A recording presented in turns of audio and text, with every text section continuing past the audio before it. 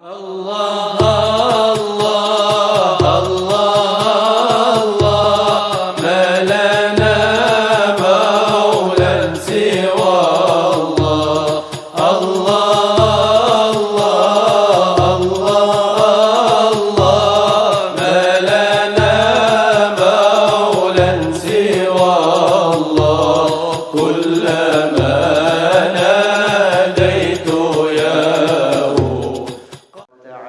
والتذكر والتذكير والنفع والاندفاع والإفادة والاستفادة والحث على التمسك بكتاب الله وسنة رسوله والدعاء إلى الهدى والدلالة على الخير ابتغاء وجه الله ومرضاته وقربه وثوابه سبحانه وتعالى. قال الشيخ المصنف رحمه الله تعالى ونفعنا به وبعلومه وأسراره بالدارين آمين رضي الله عنكم. والجمعة فرض عين على كل مسلم ذكر حر حاضر بلا عذر شرعي كالمرض والمطر.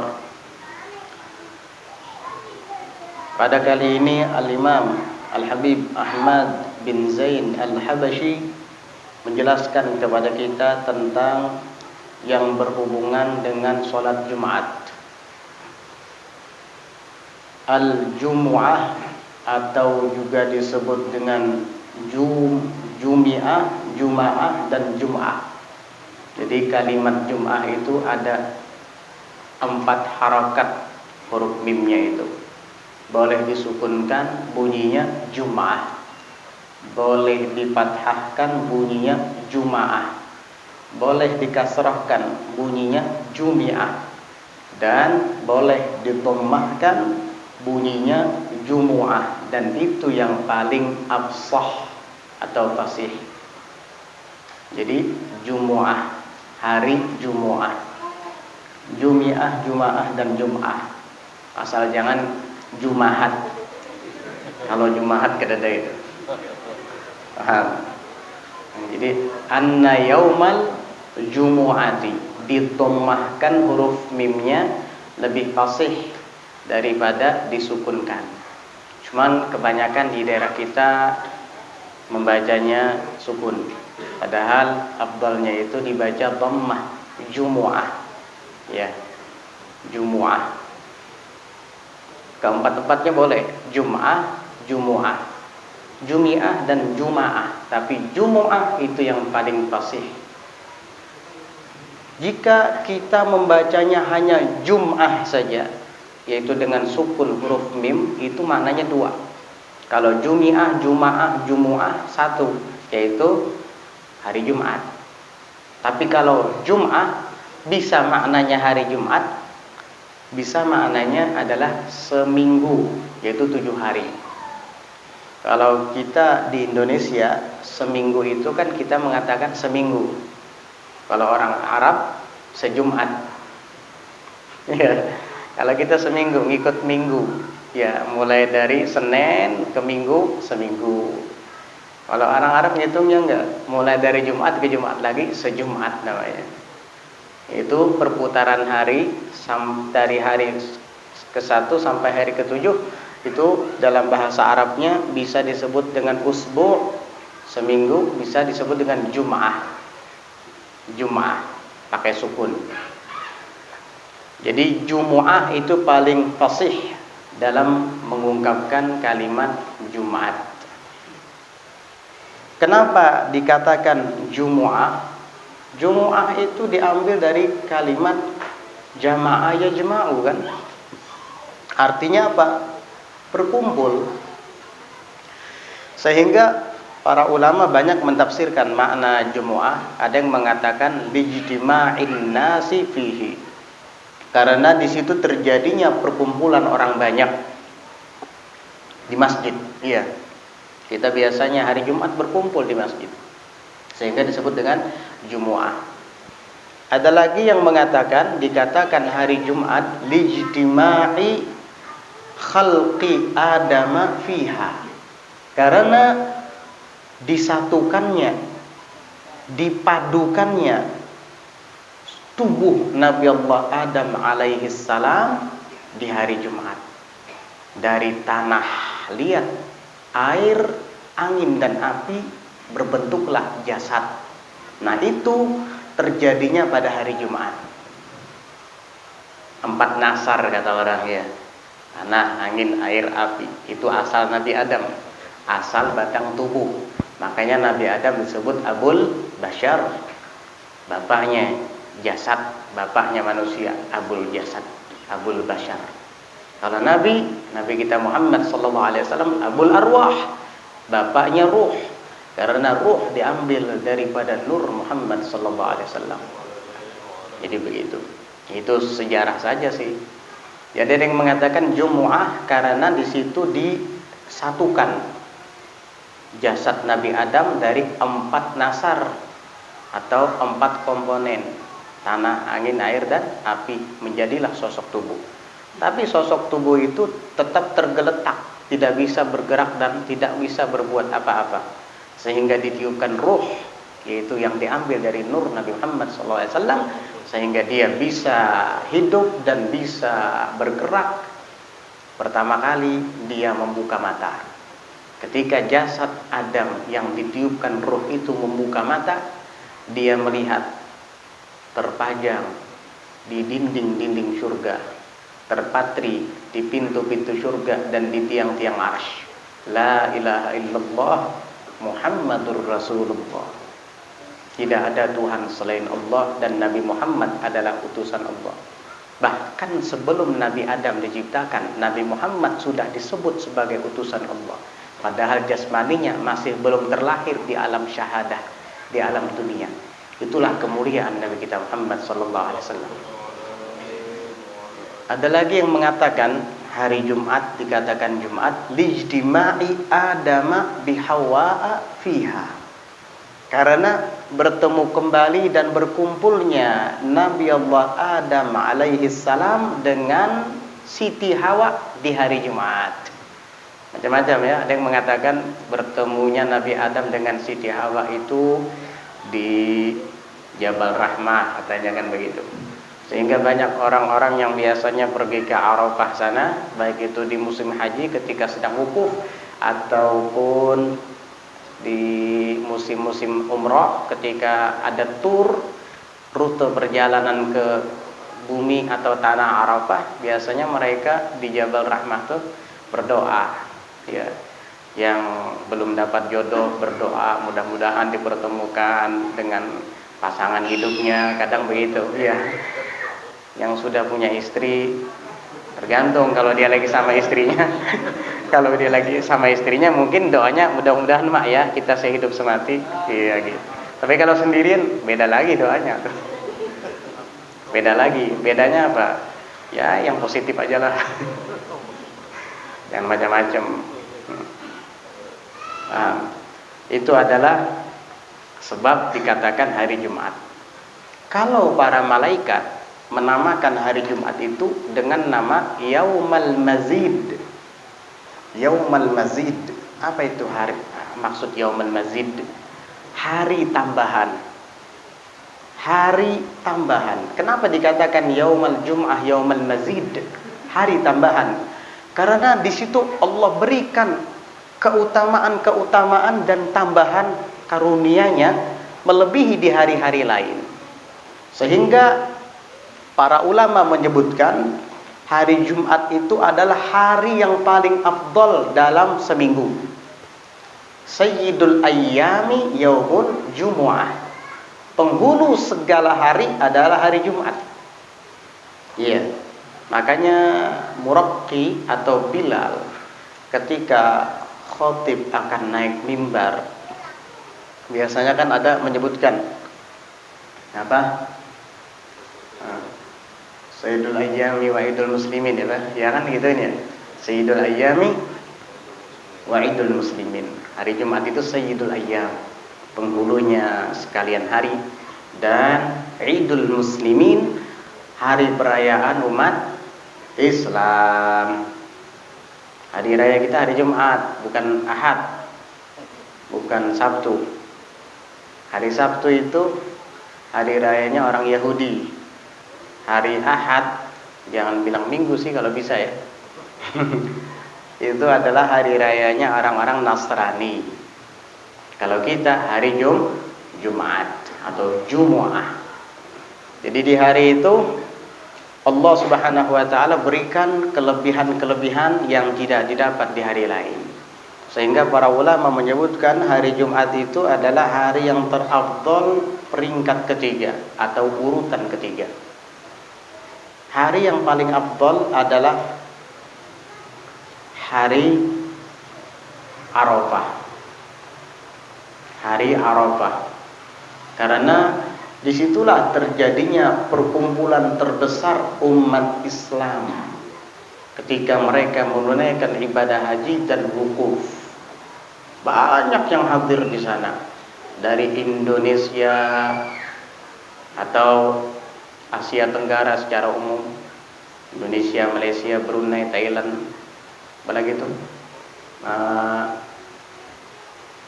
Cina, macam-macam ya dari Asia Tenggara.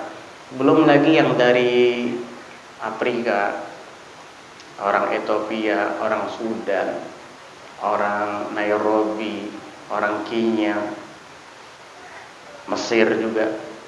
Belum lagi Timur Tengah sendiri, Yaman, Qatar, Abu Dhabi, Kuwait, ya, dan seterusnya. Itu semua, bahkan yang Islam di Eropa juga berangkat haji, berkumpul di satu padang yang bernama Arafah, sehingga disitulah hari yang terafdal. Ya. Kemudian setelah itu baru hari Jumat. Hari Jumat. Baru hari Jumat. Jadi kalau dalam segi hari ya, hari Jumat nomor 2 setelah Arafah. Setelah itu baru hari raya Idul Adha. Setelah itu baru hari raya Idul Fitri. Jadi Idul Adha atau hari raya haji lebih afdal daripada Idul Fitri 1 Syawal. Adapun malam yang paling afdal adalah malam dilahirkannya Nabi Muhammad sallallahu alaihi wasallam. Tetapi itu hanya sekali, yaitu tanggal 12 Rabiul Awal tahun Gajah. Bukan tahun 1440 apa 1440 berapa sekarang? 42 ya? Bukan. Iya, jadi itu tidak berulang-ulang, hanya sekali. Malam 12 Rabiul Awal tahun Gajah. Itu aja, cuma sekali. Kemudian yang kedua malam Lailatul Qadar. Nah, ini setahun sekali, tapi berulang setiap tahun dibuat di malam Ramadan. Kemudian yang ketiga baru malam Jumat. Nah, ini juga berulang juga, tapi seminggu sekali. Urutan ketiga. Ya, urutan ketiga. Kalau malam. Ada lagi yang mengatakan malam Isra dan Mi'raj itu adalah malam yang terafdal, tetapi khusus untuk Nabi Muhammad SAW. Kenapa? Karena di malam itu Rasulullah SAW bertemu dengan Allah Rabbul Izzah Azza wa Jalla, di mana semua makhluk tidak pernah mendapatkan kemuliaan seperti ini. Tidak sebelum dan sesudah Nabi Muhammad SAW. Tidak ada. Hanya beliau. Tashhadu fiha dzatu lidzat wa tatalaqqa awatifar rahamat. Di malam itu zat bertemu dengan zat dan saling menjumpai kelembutan kasih sayang. Ma kadzabal fuadu ma ra'a. Hati tidak dapat mendustakan apa yang dilihat oleh mata. Dan kita tidak bisa untuk mengetahui hakikat pertemuan itu, karena yang melihat hanya Nabi sallallahu alaihi wasallam, bukan yang lainnya. Bahkan malaikat Jibril saja tidak bisa ikut-ikutan di situ. Paham? Yang jelas pertemuan itu ada dan terjadi khusus untuk Nabi Muhammad SAW. Tugas kita adalah mengimaninya, bukan menanyakan bagaimananya. Tugas kita adalah mengimaninya, jangan menanyakan bagaimananya. Kalau akal kita terbatas, tidak bisa untuk membayangkan bagaimana perjumpaan antara zat Allah Subhanahu wa taala dengan Nabi kita Muhammad sallallahu alaihi wasallam. Karena memang kita punya akal terbatas, kita manusia. Allah taala berikan kadar-kadar tertentu pada akal pemikiran setiap orang, terbatas. Maka perkataan orang yang mengatakan kita harus memesrakan antara Nur Muhammad dengan zat Allah, yang nggak bisa itu memesrakan. Apa? Ada yang kayak begitu ngomong, menggonggong-gonggong, iya. Oh, kita harus mesrakan zat Allah dengan Nur Muhammad. Perjumpaan antara Allah dengan Nabi Muhammad saja kita dilarang untuk membicarakannya karena memang kita tidak akan sanggup. Tidak ada makhluk pun yang bisa melihat Allah kecuali satu, Nabi Muhammad SAW di malam Isra dan Mi'raj. Kalau sesuatu yang tidak pernah kita lihat, bisa nggak kita membicarakannya? Gak usah Allah Ta'ala. Sekarang ulun mau cerita sama pian. Di Hadramaut itu ada buah, namanya buah dum. Buah dum namanya. Ayo ceritakan buah dum. Hah? Ayo ceritakan. Ada yang bisa nyeritakan buah dum? Dia nggak pernah ngeliat, gimana bisa nyeritain? Kalau ente mau menceritakan itu buah dom, ente nggak pernah lihat, bohong semua nanti. Betul. Bohong. Kalau buah dom, ente nggak pernah lihat, bukan domino, bukan.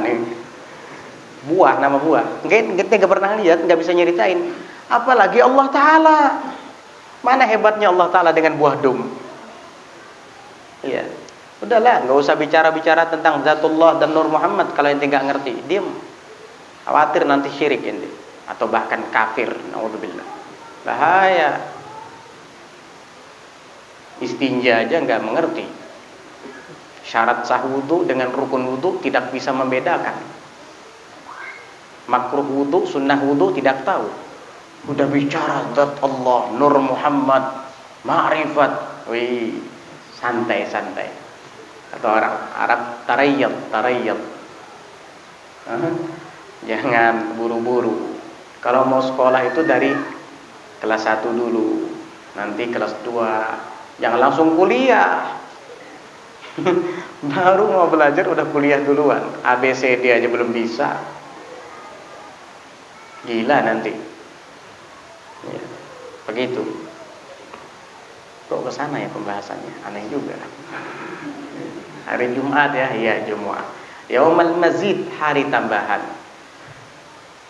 Karena juga disebutkan bahwasanya Allah Subhanahu wa taala di hari Jumat itu membebaskan 600.000 jiwa dari siksa api neraka.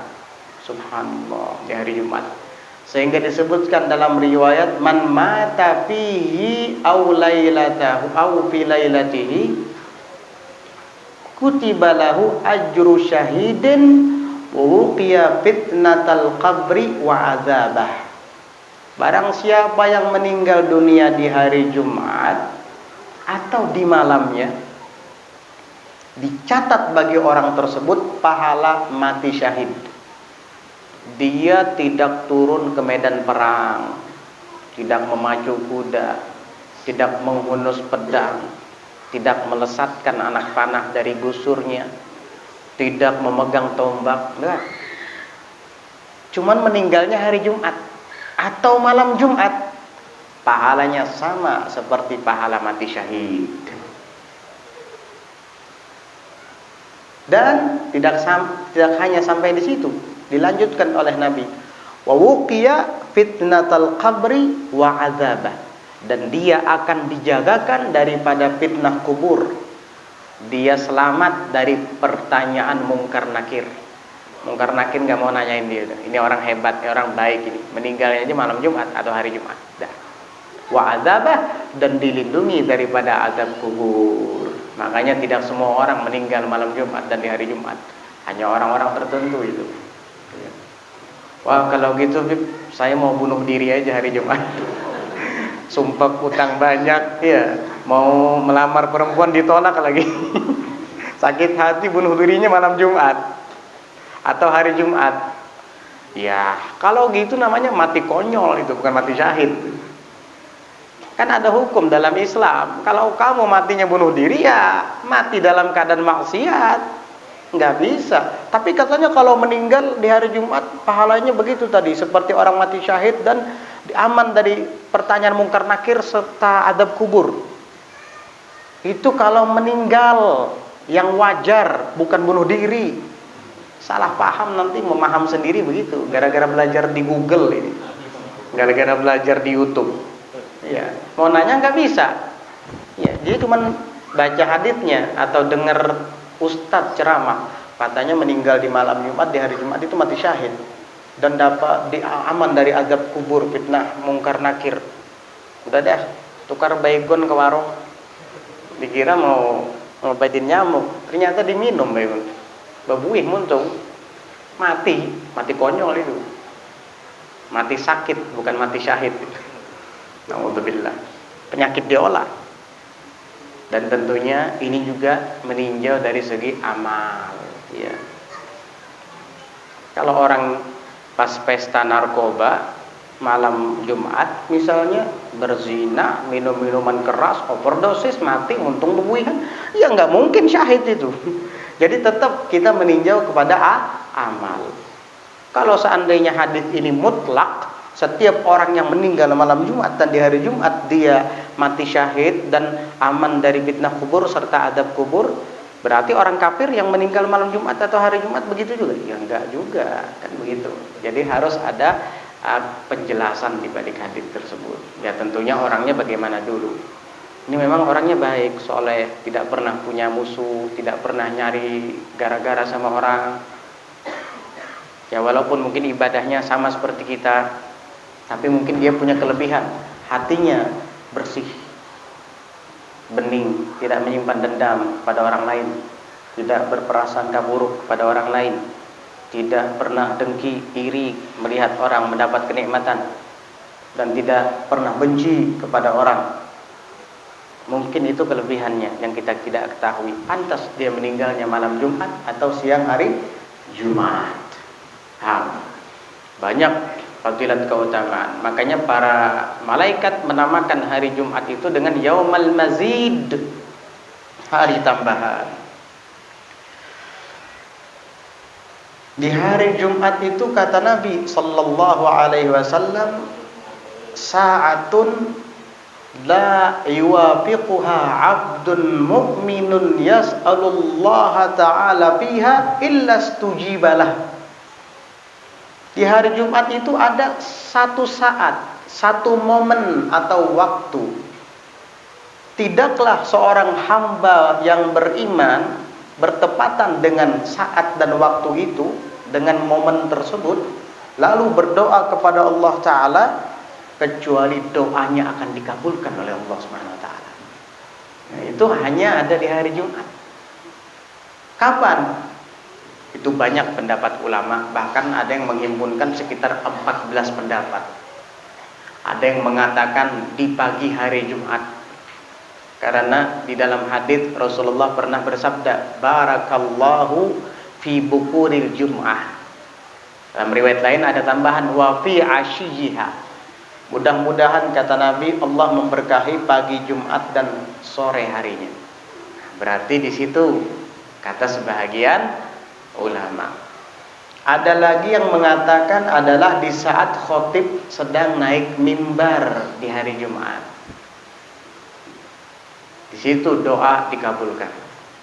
Ada lagi yang mengatakan di saat khotib duduk sebelum melanjutkan khutbah kedua. Nah, di sini banyak kan orang baca doa biasanya ketika si Bilal itu sedang bersolawat, ya, baca doa. Karena langit dibukakan di saat itu, pintu langit dibuka. Ada yang mengatakan itu. Ada lagi yang mengatakan di sore hari Jumat. Karena doa Nabi tadi, semoga Allah berkati, kata Nabi, pagi Jumat dan sore harinya. Dan sebab kedua, karena putri tercinta Nabi Muhammad sallallahu alaihi wasallam, Sayyidatuna Fatimah Az-Zahra binti Nabi sallallahu alaihi wasallam, beliau memakmurkan waktu sore hari Jumat. Jadi Sayyidatuna Khadijah ini, Sayyidatuna Fatimah ini, kalau sudah memasuki sore hari Jumat, beliau tidak mau diganggu. Siapapun kalau ada yang mencari, beliau suruh nanti aja. Saya tidak mau diganggu. Makanya saat atau waktu setelah sholat asar itu menjelang maghrib, dari sejak setelah sholat asar sampai maghrib, disebut dengan as-sa'atul Fatimiyah. As-sa'atul Fatimiyah, yaitu saat-saat Siti Fatimah, waktu milik Siti Fatimah, karena beliau memakmurkan waktu itu. Tidaklah Sayyidah Fatimah melakukan itu kecuali tentunya beliau mendapat arahan dari ayahdanya Nabi Muhammad sallallahu alaihi wasallam. Dengan apa beliau memakmurkan? Dengan bersalawat dan salam kepada Nabi Muhammad sallallahu alaihi wasallam. Amalkan itu. Apalagi di dalam hadis Rasulullah sallallahu alaihi wasallam pernah bersabda, "Aktsiru minas salati alayya fil lailatil gharra'i wa fil yaumil azhar." Perbanyaklah daripada bersalawat dan salam atasku, kata Nabi, di malam yang bercahaya dan di siang yang terang gemilang. Apa itu malam yang bercahaya dan siang yang terang benderang, yang gemilang? Apa? Yaitu malam Jumat dan hari Jumat. Artinya kita disuruh untuk bersolawat kepada Nabi setiap waktu, setiap saat, tanpa memandang hari. Tetapi di hari Jumat dan di malam Jumat lebih ditekankan lagi, dikhususkan lagi. Malam Jumat itu makruh kita kalau mengkhususkan sholat sunat tertentu. Makruh kalau mengkhususkan sholat sunat tertentu. Artinya saya tidak akan mengerjakan sholat sunat ini kecuali di malam Jumat. Makruh itu. Tetapi jika kita mengkhususkan malam Jumat dengan sholawat dan salam kepada Nabi, itu malah dianjurkan. Maka banyak di daerah kita nih rajin, pokoknya amunnya kada malam Jumat, kada maunya sembahyang hajat. Makruh mentaksis, iya, malam Jumat itu dengan sholat. Makruh sebenarnya. Tapi kalau hanya sekedar kebetulan nggak apa-apa. Arti kebetulan, kenapa hati ingin melaksanakan sholat hajat misalnya, lalu dia melakukannya malam Jumat, ya nggak apa-apa. Itu kebetulan, bukan karena malam Jumatnya yang mendorong dia untuk sholat sunnah hajat tadi misalnya. Tapi karena hati tiba-tiba ingin sholat hajat, nggak apa-apa. Tapi kalau saya tidak akan sholat hajat kecuali malam Jumat, makruh itu. Karena mengkhususkan malam Jumat untuk sholat tertentu. Tapi kalau mengkhususkannya dengan yang dianjurkan oleh Nabi sallallahu alaihi wasallam seperti bersolawat kepada beliau, itu bagus. Paling sedikit sempurna kadar mengucap salawat kepada Nabi adalah 300. Itu paling sedikitnya sempurna. Itu sudah dapat pahala sempurna sudah. Tapi masih minim. Kalau bisa lebih lagi daripada itu. Ya. Kalau nggak bisa sekaligus ya diangsur 100 dulu misalnya, termakan malam, itu baca lagi 100 setelah sholat isya. Habis itu mau tidur baca lagi 100, 300 jadinya ya, nggak apa-apa, tidak sekaligus jika kita tidak mampu sekaligus. Yang penting kalau bisa jangan kurang dari 300, karena itu aqallul kamal, paling sedikitnya sempurna dalam jumlah sholawat dan salam kepada Nabi Muhammad sallallahu alaihi wasallam. Dan diantaranya juga adalah membaca suratul Kahfi, ya, surah Al-Kahfi. Kenapa? Karena Nabi sallallahu alaihi wasallam bersabda, orang yang membaca suratul Kahfi di malam Jumat atau di siang hari Jumat itu akan diberikan oleh Allah cahaya yang memancar dari tempat dia membaca sampai ke Baitul Atiq. Ada yang mengatakan Baitul Atiq itu Baitul Ma'mur yang ada di langit ketujuh. Ada lagi mengatakan Baitul Atiq itu adalah Ka'bah itu sendiri. Maksud cahaya memancar ke sana apa? Ada yang mengatakan memang ada nurnya, bercahaya memang orang yang membaca suratul Kahfi itu, yang bisa disaksikan oleh orang-orang yang terbuka hijabnya. Ada lagi yang mengartikan bukan begitu. Maksudnya cahaya di sini adalah dia mendapatkan pahala sebanyak sesuatu yang ada dari rumahnya sampai ke kota Mekah sana. Ibarat cahaya itu akan memenuhi dari tempat dia baca suratul Kahfi akan penuh terus sampai ke Baitullah atau ke Ka'bah. Begitu. Artinya apa? Artinya sebanyak itu pula, sebanyak sesuatu yang terkena sinaran cahaya itu, sebanyak itu pula pahala yang dia dapat. Besar berarti. Kalau di Hadramaut sana biasanya dibaca malam Jumat sekali setelah sholat Isya. Setelah sholat subuh baca lagi sekali. Dan ketika pergi ke masjid sebelum sholat Jumat dibaca lagi. Berarti berapa kali? 3 kali biasanya orang sana tuh baca. Ulun kada lancar bisa baca suratul Kahfi itu mungkin sejam belum tuntung aja lagi. Karenanya kada terbiasa ya. Apalagi 3 kali. Ya nggak apa-apa kalau nggak terbiasa malam baca 3 lembar. Imbas subuh baca 3 lembar pulang. Sebelum sembahyang Jumat baca pulang sisanya selesai ya. Kalau kadang-kala lancar membaca, paham? Punya lancar-lancar aja bagus 3 kali kalau bisa. Dalam riwayat lain juga disebutkan orang yang membaca suratul Kahfi di malam dan di siang hari Jumat itu akan Allah Ta'ala berikan cahaya kepadanya dari minggu ini sampai minggu depannya lagi, sampai Jumat lagi. Cahaya yang dimaksud adalah keindahan. Orang melihatnya indah ya, bercahaya. Ya walaupun kulitnya hitam. Sebab cahaya itu bukan warna ya. Kalau cahaya itu warna, orang-orang bule kafir itu bercahaya berarti ya. Putih-putih itu kayak kapas itu. Cahaya itu. Ya enggak, cahaya itu bukan warna. Cahaya itu kadang hasanul wajh. Artinya enak dipandang. Orang sumpek kalau mandang wajah dia jadi hilang sumpeknya. Simahum fi wujuhihim min atharis sujud. Terlihat jelas tanda-tanda di wajah mereka daripada bekas bersujud. Tanda-tanda yang dimaksud apa? An-nur, cahaya. Makanya di dalam hadis disebutkan as-sadaqatu nurun, was-salatu nurun. Sedekah cahaya, salat juga cahaya.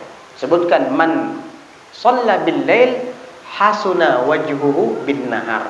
Barang siapa yang biasa salat di malam hari, bangun malam qiyamul lail, hasuna wajhuhu bin nahar, maka akan terlihat indah wajahnya di siang hari.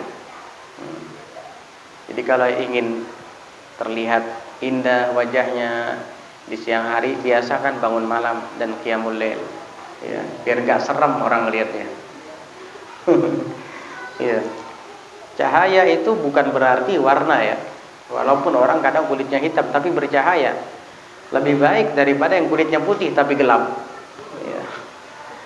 Orangnya hitam, Masya Allah, tapi enak dipandang ya. Sejuk rasanya hati kita memandang. Ini ada cahayanya orang ini.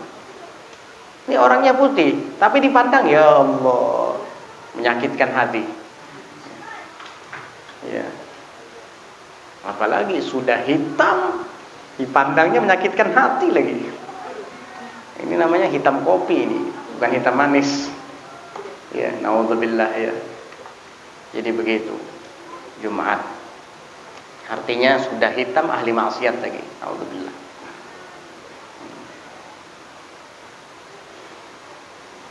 Banyak sih fadilat hari Jumat itu kalau kita bicarakan itu banyak sekali keutamaannya.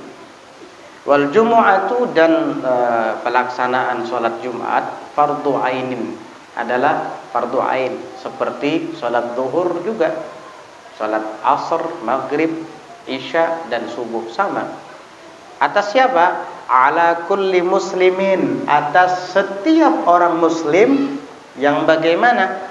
Zakarin, laki-laki. Berarti muslimah, perempuan muslim tidak wajib Jumat. Tapi kalau seandainya ibu-ibu muslim ini sholat Jumat juga, boleh nggak? Boleh. Kalau misalkan perempuan muslimah ini sholat Jumat, kan tadi hukumnya boleh. Apakah perlu setelah itu dia sholat zuhur lagi? Jawabnya tidak perlu. Sholat Jumat yang dia lakukan tadi sudah menggugurkan sholat zuhurnya. Hanya saja wanita tidak wajib. Boleh, itu disebut dengan tasihhu minha wala tan'aqid.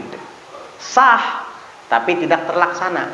Maksud tidak terlaksana bagaimana? Andai kata jumlah jamaah yang ada di masjid hanya 39, lalu perempuan dipanggil supaya genap 40, nggak sah Jumat. Karena perempuan tidak bisa menyempurnakan. Karena dia tidak wajib. Hanya saja dia sah. Tentunya setelah syarat-syarat Jumat terpenuhi. Laki-lakinya juga sudah berjumlah 40 misalnya ya. Lalu kemudian ada perempuan ikut sholat Jumat di situ, sah sholat Jumatnya. Hanya saja dia tidak wajib, tapi sah. Kalau sudah sah, tidak perlu lagi sholat zuhur. Iya. Tapi ibu-ibu jangan praktek nanti. Nanti hari Jumat penuh Masjid An-Nur nanti. Ibu-ibunya pakai mukena semua di belakang. Wah, abut kau. Sudah ada kaum ahli sini lah. Abut kena kaum. Oh, kenapa? Ujar Habib boleh? Kan boleh, bukan wajib. Kita kan bicara tentang fikih, boleh atau tidaknya boleh. Tapi kalau begitu kenapa dibahas? Kan nggak usah dikerjakan, cuma supaya tahu aja. Tapi nggak dipraktekkan juga. Oh, bisa dipraktekkan itu nanti. Kapan? Ketika pian umroh. Ketika pian berangkat haji.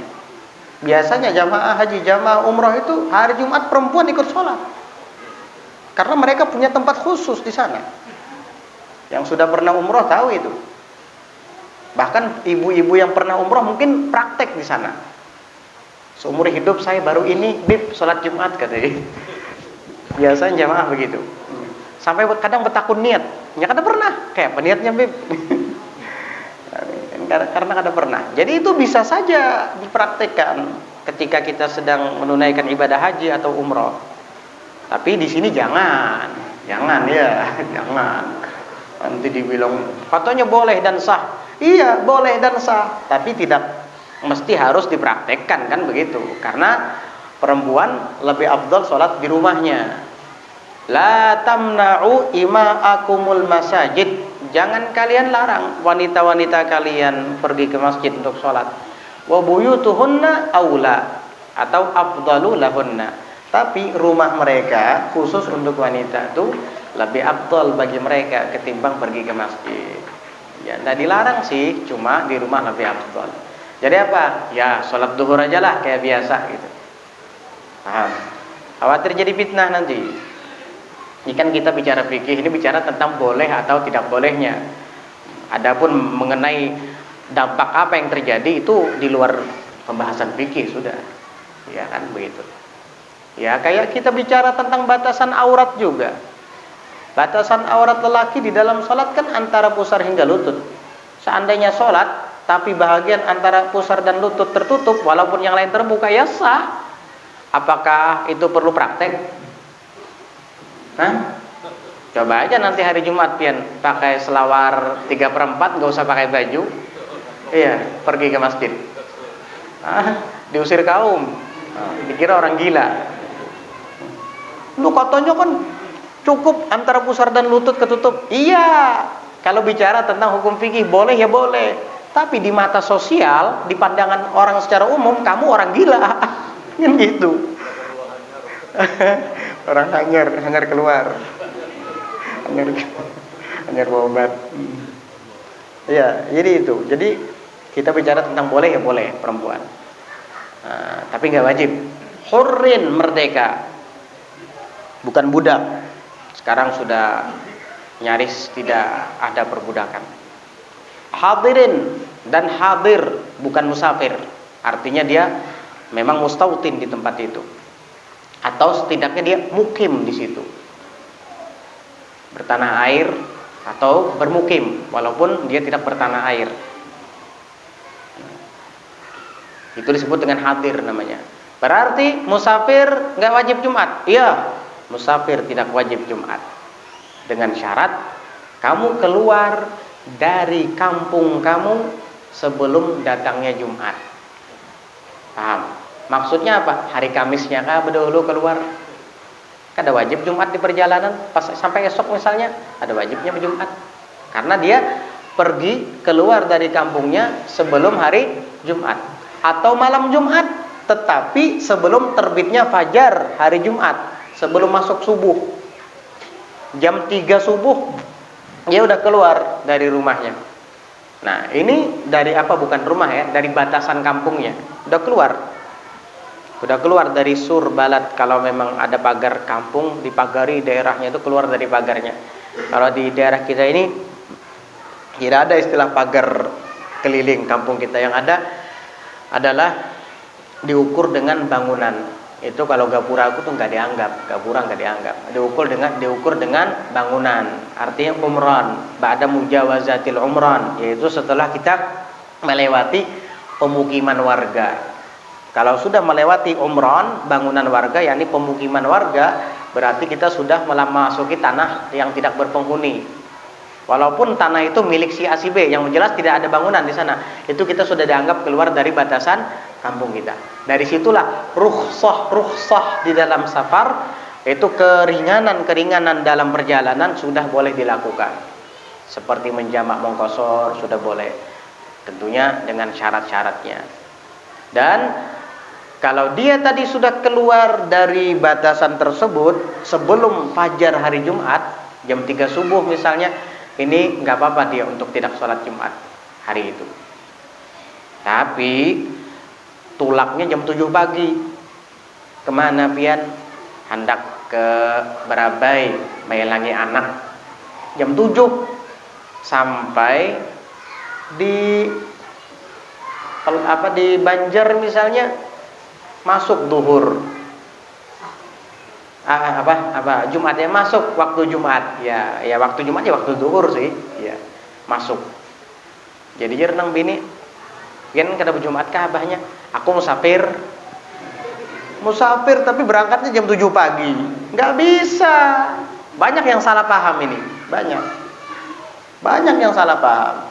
Rukhsah, ada keringanan bagi seseorang untuk meninggalkan sholat Jumat, cukup dengan melaksanakan sholat zuhur saja karena dia musafir. Itu syaratnya adalah dia keluar dari kampungnya sebelum fajar hari Jumat, sebelum terbit fajar hari Jumat, sebelum masuk subuh hari Jumat. Kalau jam 7 kamu baru keluar dari daerahmu, ya tetap wajib nanti sholat Jumat. Paham? Nah, itu. Makanya bagi orang yang bepergian di hari Jumat tetapi setelah terbit fajar, makruh hukumnya itu. Bahkan disebutkan dalam sebuah riwayat, man safara yaumal jumu'ati da'a alaihi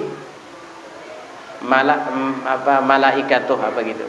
Artinya barang siapa yang bepergian di hari Jumat itu akan didoakan sial oleh malaikatnya. Ya bagus. Kecuali darurat ya. Seperti misalkan mendengar berita orang tua sedang ada di rumah sakit, wah enggak apa-apa, darurat itu. Atau seperti ada yang sakit hari Jumat dan harus diantar detik itu juga ke rumah sakit, dan kebetulan kita yang dipercayakan untuk mengantarnya, itu juga nggak apa-apa, darurat namanya itu. Kalau masih ada pilihan lain, hari lain, jangan hari Jumat. Kecuali kamu perginya sebelum terbit fajar di hari Jumat, nggak apa-apa. Paham ya? Nah, bila udhrin syar'iyyin, dan dia tidak memiliki udzur syar'i, itu udzur halangan yang dibenarkan oleh syariat. Kal maradi, seperti sakit. Kalau dia sakit misalnya, dia sakit tidak bisa pergi ke masjid, kepalanya pening, atau misalkan dia sedang mules, ya nggak bisa kan? Orang mules itu kadang tidak bisa ditebak. Kadang seperempat jam ke hammam, 5 menit kemudian ke toilet lagi. Iya. Ini bolak-balik di masjid. Bingung orang, kenapa ini bolak-balik? Udzur ini, enggak apa, bisa di rumah aja kamu. Itu. Atau wal matar, dan hujan. Hujan menjadi alasan untuk kita tidak usah sholat Jumat, menjadi udzur, ada syaratnya. Jangan mentang hujan turun, hujan umumnya kada sampai Jumat kan. Enggak bisa. Maksudnya hujan bisa menjadi sebab untuk kita meninggalkan Jumat jika tidak mendapati kinnan yuzilluhu, yaitu payung yang melindunginya dari hujan. Kias selain payung apa? Jas hujan misalnya. Apalagi sekarang kendaraannya masing-masing punya mobil, ya. Jadi sekarang ini hujan itu hampir tidak bisa dijadikan alasan untuk tidak sholat Jumat.